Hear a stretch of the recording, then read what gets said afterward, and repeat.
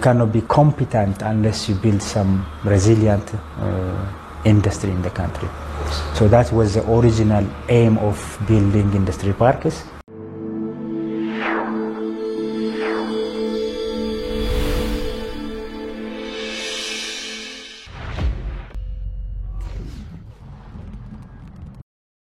ይህ በመግቢያችን ላይ ሰማችሁት አቶ ሳንዶካን ደበበ የኢንዱስትሪ ፓርኮች ኮርፖሬሽን ዋና ስራ አስኪያጅ በነበሩበት ጊዜ ከሰጡት ቃለ ምልልስ የተቀነጨበ ነው። ሳንዶካን በጠቅላይ ሚኒስትር አብይ አህመድ የስልጣን ዘመን ወደፊት ከመጡ አዳዲስና ወጣት ፊቶች መካከል አንዱ ናቸው። ባለፉት ዓመታት ከጠቅላይ ሚኒስትር አብይ ጎን የማይጠፉት እኚህ ሰው አብረው ከመታየት በዘለለ ለመገናኛ ብዙሃን እንግዳ ሆኑ በተለያዩ ሚዲያዎች ምናልባትም በመንግስት ሚዲያዎች ቀርበው ሐሳባቸውን የሰጡበት ከህዝብ ጋር የተዋወቁበት ጊዜ እጅግ በጣም ጥቂት ነው። ከጥቂቱም በመግቢያችን ላይ ያስደመጥናችሁ ይገኝበታል። ያሞኖ ግን በትራንትናው ዕለት የተሰጣቸው ሹመት በብዙዎች ዘንድ መነጋገር አድርጓቸዋል። ለመሆኑ በኒውክሌር ኃይል ላይ እንደያዘው የተሸሙት አቶ ሳንዶካን ደበበ ማን ናቸው? ተቃዋሚዎች ለምን ሹመቱን ተቹት የሚለውን ጉዳይ እንደሚከተለው በመረጃ ቅኝታችን እንመለከታለን። ሰላም ጤና ይስጥልን፣ እንደምን አላችሁ ውድ የሸገር ታይምስ ቤተሰቦች። በመግቢያችን ላይ ያደመጣችሁትን አበይት ነጥብ እንደሚከተለው በዝርዝር እንመለከታለን። እንደተለመደው እየሰማችሁን አብራችሁን ቆዩ።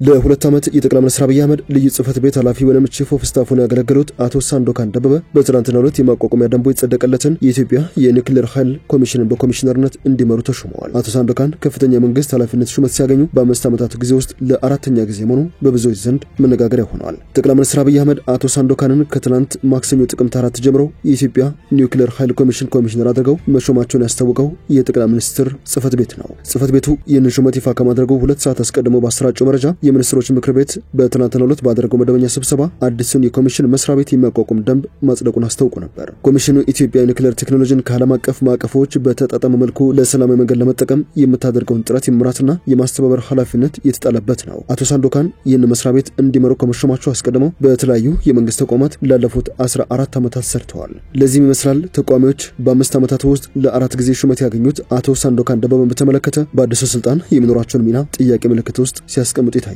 ለአብነት ያክል ወደ ጽንፍ ፖለቲካ ቆሞ ተመልሷል። ራሱን በብጥብጥና በሁከት እንደዚሁም በተለያዩ የሙያተኞች የደሞዝና ጥቅማ ጥቅም ጥያቄ ታኮ ስልጣን ላይ ለመውጣት እየሰራ ነው የሚባለው ጀዋር መሐመድ ሹመቱን ከተቃወሙት መካከል ይገኝበታል። ጀዋር አቶ ሳንዶካን ያለፉበት የትምህርትና የሥራ ልምድ ከሹመታቸው ጋር አብሮ አይሄድም፣ አይጣጣምም፣ ተገቢም አይደለም ባይ ነው። ወጣቱ ሹመኛ በምግብና የተመጣጠነ ምግብ ወይንም ፉድና ኒውትሪሽን ሳይንስ የተመረቁ መሆናቸውን የሚናገረው ጀዋር በጠቅላይ ሚኒስትር አብይ አህመድ እንዲመሩ የተሾሙት ግን እጅግ ውስብስብ የሆነውን የኒውክሌር ልማት ቴክኖሎጂ ነው ሲሉ ሞግተዋል። ጠቅላይ ሚኒስትር አብይ የሰጧቸው ሹመቶች ከትምህርትና አገልግሎት ጋር በተያያዘ ተቃውሞ ሲቀርብ ይህ ለመጀመሪያ ጊዜ አይደለም። ከዚህ ቀደምም በተመሳሳይ የኢትዮጵያ ብሔራዊ ባንክ ገዥ ሆነው የተሾሙ 2 መሪዎችን በተመሳሳይ ቅሬታ አቅርቦባቸው ነበር። ለአብነት ያክል በሕግ ትምህርት ያለፉትና የሰሩት አቶ ማሞ ምረቱ ግዙፉን ብሔራዊ ባንክ እንዲመሩ ሲሾሙ ተመሳሳይ ክርክር መነሳቱ ይታወሳል። እንዴት የሕግ ሰው የኢትዮጵያን ኢኮኖሚ የልብ ምት የሚለካን ግዙፍ ተቋም ይመራል በሚልም ብዙዎቹ ጥያቄ አንስተው ነበር። ከዚህ ውጪ አቶ ማሞን የተኩት ዶክተር ኢዮብ ተካልኝም ምንም እንኳን በምጣኔ ሀብት ዘርፍ የተማሩና የሰሩ ቢሆንም አንድም የባንክ ስራ ልምድ የሌላቸው መሆኑ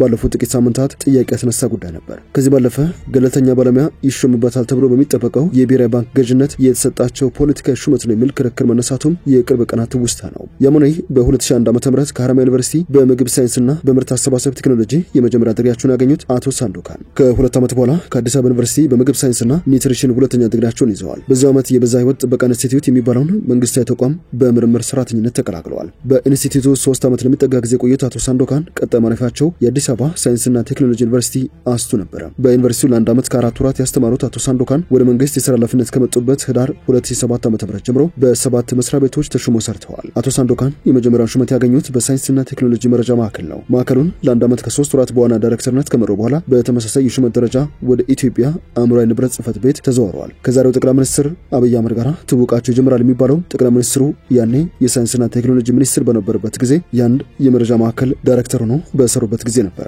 አብይ አህመድ ጠቅላይ ሚኒስትር ከመሆናቸው በፊት የሳይንስና ቴክኖሎጂ መረጃ ማዕከልን በዋና ዳይሬክተርነት መምራታቸው አይዘነጋም። ይህ ማዕከል ስያሜውን ወደ ቴክኖሎጂና ኢኖቬሽን ኢንስቲትዩት ከቀየረ በኋላ አቶ ሳንዶካን በዋና ዳይሬክተርነት ለ2 ዓመታት መርተውታል። ወጣቱ ሹመኛ በግንቦት 2010 ዓ.ም ወደ ቀድሞ መስሪያ ቤታቸው ከመመለሳቸው በፊት የነበሩትን 2 ዓመታት በኢትዮጵያ አእምሯዊ ንብረት ጽህፈት ቤትና በኢትዮጵያ ባዮቴክኖሎጂ ኢንስቲትዩት አሳልፈዋል። ጽህፈት ቤቱን በዋና ዳይሬክተርነት ለ1 ዓመት፣ ኢንስቲትዩቱን ደግሞ በምክትል ዳይሬክተርነት ለ2 ዓመት ከ2 ወር ጊዜ በኃላፊነት መርተዋል። ወጣቱ የመንግስት ሹመኛ የብዙዎችን ትኩረት ያሳቡት ሌላኛውን ወጣት ባለስልጣን ለሊሴን መተካት የኢንዱስትሪ ፓርኮች ልማት ኮርፖሬሽን ዋና ስራ አስፈጻሚ በመሆን በሰኔ 2012 ዓ.ም ሲሾሙ ነበር። በኮርፖሬሽኑ ለ2 ዓመት ከመንፈቅ ገደማ የቆዩት አቶ ሳንዶካን የፕላንና ልማት ሚኒስቴር ዴታ ሆነው የተሾሙትም በጥቅምት 2015 ዓ.ም ነበር። በሚኒስቴር መስሪያ ቤቱ ለአንድ ዓመት ብቻ በኃላፊነት የነበሩት አቶ ሳንዶካን በሚኒስቴር ዴታ ማዕረግ የጠቅላይ ሚኒስትር ልዩ ጽህፈት ቤት ኃላፊ ሆነው በጥቅምት 2016 ተሰይመው ነበር። አቶ ሳንዶካን ለ2 ዓመት በኃላፊነት የመሩት ልዩ ጽህፈት ቤት በጠቅላይ ሚኒስትር ጽህፈት ቤት ስር ካሉ 6 መዋቅሮች አንዱ ነው። በጠቅላይ ሚኒስትር ጽህፈት ቤት ስር ያሉ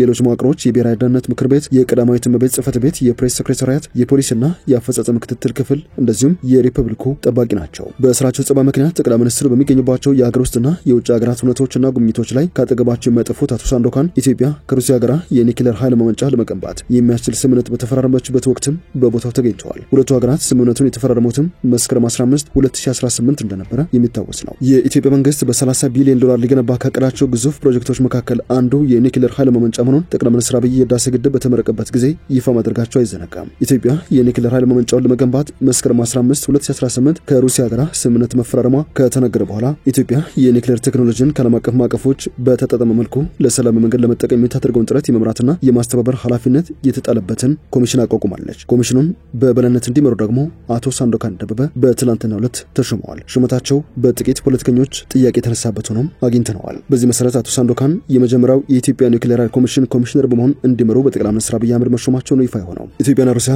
የተፈራረሙት የስምምነት ሰነድ በኢትዮጵያ የኒውክሌር ኃይል ማመንጨት ፕሮጀክት ለማሳደግ ያለመ የድርጊት መርሃ ግብርን የያዘ ስለመሆኑ የሩሲያው አቶሚክ ኢነርጂ ኮርፖሬሽን ሮሳቶም አስታውቆ ነበር። የድርጊት መርሃ ግብሩ የኒውክሌር ኃይል ማመንጫ ግንባታ ፕሮጀክቱን ዝርዝር ማብራሪያ፣ ወደ አዋጭነት ጥናት የሚመራ ፍኖተ ካርታና በሁለቱ መንግስታት መካከል የሚፈረም ስምምነት የማዘጋጀት ኃላፊነት የተጣለበት ልዩ የስራ ቡድን አቋቁሟል። አዲሱ ደንብ የተዘጋጀው የሀገሪቱ የኒውክሌር ቴክኖሎጂን ለሰላም መንገድ ከዓለም አቀፍ ማዕቀፎች ጋር በተጣጣመ መልኩ ለመምራትና ለማስተባበር ነውም ተብሏል። ከዚህ ውጭ ኮሚሽኑ በኤሌክትሪክ ኃይል ተደራሽነት፣ በኢንዱስትሪ ልማት፣ በምግብ ዋስትና፣ በጤና አገልግሎት፣ በሳይንስና ምርምር ዘርፎች ላይ የሚደረጉ ጥረቶችን የመምራትና የማስተባበር ኃላፊነት ይኖረዋል። በአፍሪካ የኒውክሌር ኃይል ባለቤት ከመሆን ጋር በተያያዘ ከሰሞኑ መነጋገሪያ የነበረው ጉዳይ ኢትዮጵያና ኬንያ ፉክክር ውስጥ ናቸው መባሉ ነው። ከጠቅላይ ሚኒስትር አብይ አህመድና ከኬንያው ፕሬዝዳንት ዊሊያም ሩቶ ቀድመው በአፍሪካ ቀዳሚው የኒውክሌር ኃይል ባለቤት ማን ይሆናል? ይህን ጥያቄ የሚመለሰው ዘአፍሪካን ሪፖርት ከሰሞኑ አንድ ሰፊ ዘገባ ይዞ ወጥቶ ነበር። በዚህ ዘገባ ሁለቱ የምስራቅ አፍሪካ ሀገራት ኢትዮጵያና ኬንያ የቢሊዮን ዶላሮች ኢንቨስትመንት ፉክክር ውስጥ ገብተዋል ይላል። ፉክክሩ እጅግ ከባድ ቢሆንም የከፋ ግን አይደለም። ኢትዮጵያ ራሷን የአፍሪካ ቀዳሚ የኤነርጂ አምራች ሀገር ለማድረግ ያስቀመጠችው እቅድ ታላቁ የህዳሴ ግድብ ሲጠናቀቅ እውን የሆነ መስሏል። ህዳሴ ግድብ የሀገር ውስጥ ኤሌክትሪክ ፍጆታን ማሟላት ብቻ ሳይሆን ኤክስፖርት ለማድረግም መጠነ ሰፊ አቅም ያለውን ስለመሆኑ ተመስክሮለታል። በቅርቡ አቶ ጌታቸው ረዳ በዱባይ ግሎባል ፓወር ሽፍት በሰጡት ቃለ ምልልስ ህዳሴ ግድብ ብዙ ትርጉም ያለው ፕሮጀክት ነው ብለውት ነበር። ይህ ፕሮጀክት በአባይ ወንዝ ላይ ሊገነባ የሚችል የመጨረሻውና ግዙፉ ግድብ ነው ብለውት የነበረ ሲሆን የህዳሴ ግድቡ መጠናቀቅ ግብጽ ከዚህ በኋላ ኢትዮጵያ በአባይ ውሃ ልታስገነባ የምትችላቸውን የኃይል ማመንጫ ግድቦች በስራ ማስቆም እንደማትችል ያረጋገጠችበት ነው ሲል ገልጾት ነበር። የጠቅላይ ሚኒስትር አብይ አህመድ የምስራቅ አፍሪካ ጉዳዮች አማካሪ ሚኒስትሩ ጌታቸው ረዳ በዚህ መሰረት ሀገሪቷ ትልቁን ግድብ ማስቆም ካልቻለች ትንንሽ ግድቦችን የመከላከል አቅም አይኖራትም ማለታቸውም የሚታወስ ነው። ኢትዮጵያ በአፍሪካ ቀዳሚ የኃይል አምራች ሆናለች። አፍሪካን ሪፖርትም የሃይድሮ ፓወር ጂያንት ሲል ስያሜ ሰጥቷታል። ነገር ግን ሌላኛዋ የምስራቅ አፍሪካ ሀገር ኬንያ በጂኦተርማል ኢነርጂ የኢትዮጵያን ጭራ ይዛ ለመፎካከር እየጣረች የምትገኝ የምስራቅ አፍሪካ ሀገር ነች። የዊሊያም ሩቶ ኬንያ የጂኦተርማል ጂያንት የሚል ስያሜም በዘርፉ ባለሙያዎች ዘንድ ተሰጥቷታል። ኬንያ የስምጥ ሸለቆ መልክዓ ምድር የሰጣትን ችሮታ በመጠቀም በወቅቱ መፈራረቅ ሊወሰን የሚችል አቅም ካለው የውሃ ማመንጫ ይልቅ የተረጋጋና ንጹህ የኃይል አቅርቦትን ከጂኦተርማል ኢነርጂ በማምረት ኢትዮጵያ ጋር ለመገዳደር ጥረት ከጀመረች ሰነባበታለች። ሁለቱ ሀገራት በዚያ አላበቁም። ቀጣይ መንገዳቸው እርስ በርስ የማፎካከራቸው ዘርፍ ነው። እርሱም የኒውክሌር ኢነርጂ ሆኗል። አዲስ አበባና ናይሮቢ በአፍሪካ ቀዳሚው የኒውክሌር ኃይል ማመንጫ ባለቤት ለመሆን ከወዲሁ ፉክክሩ አጣጥፎ ይዘውታል። ዘአፍሪካን ሪፖርት በዘገባው የሩጫ የእስያ ኩባንያዎች በአፍሪካ የሚኖራቸው ሚና እጅግ የሚጨምር ነው ብሎታል። ምክንያቱ ደግሞ የኒውክሌር ኢነርጂው በሩሲያ ሊያም በቻይና የተለያዩ ኩባንያዎች ድጋፍ እውን ሊሆን ሊገነባ የሚችል መሆኑን የጠቀሰው የኒውክሌር ኢነርጂ በማምረት ረገድ ግን ማን ቀዳሚ ይሆናል የሚለውን የሚመለሰው ዘገባው አዲስ አበባ በጥቂት እርምጃዎች ቀድማ የተገኘች ይመስላል ባይ ነው። ምክንያቱ ደግሞ ባሳለፍናቸው ጥቂት ሳምንታት ከሩሲያው ሮሳቶም ጋር የኒውክሌር ኢነርጂ ለማምረት ስምምነት በመፈጸሟ ነው። በእርግጥ ኬንያም ቢሆን የኒውክሌር ኢንቨስትመንት ለመጀመር ዝግጅቷን የጀመረ ሲሆን ለአብነት ያክል ኪለፊ በተባለ አካባቢ የመሬት ውስጥ ጥናት እያካሄደች እንደምትገኝ ይፋ ሆኗል። ያም ሆኖ ግን ኢትዮጵያ የጀመረችው ፈጣን ዲፕሎማሲና የቴክኒክ ንግግር አሊያም ድርድር ከኬንያ ቀድማ የኒውክሌር መሰረተ ልማት በመገንባት ቀዳሚዋ የአፍሪካ ሀገር ልትሆን እንደምትችል ዘአፍሪካን ሪፖርት በዘገባው አትተዋል። ለመጀመሪያ ጊዜ በኢትዮጵያ የተቋቋመው የኢትዮጵያ የኒውክሌር ኃይል ኮሚሽንም ሆነ በኮሚሽነርነት እንዲመሩ የተሾሙት አቶ ሳንዶካን ደበበም የመጀመሪያ ቀጠናዊ ፉክክራቸው ከኬንያ ጋር ሊሆን እንደሚችል ከወዲሁ መገመት ይቻላል። ወደ ሸገር ታይምስ ቤተሰቦች የሰዓቱ የመረጃ ቅኝታችን አበቃ። ስላደመጣችሁን አመሰግንን። በያላችሁበት ሰናይ ጊዜ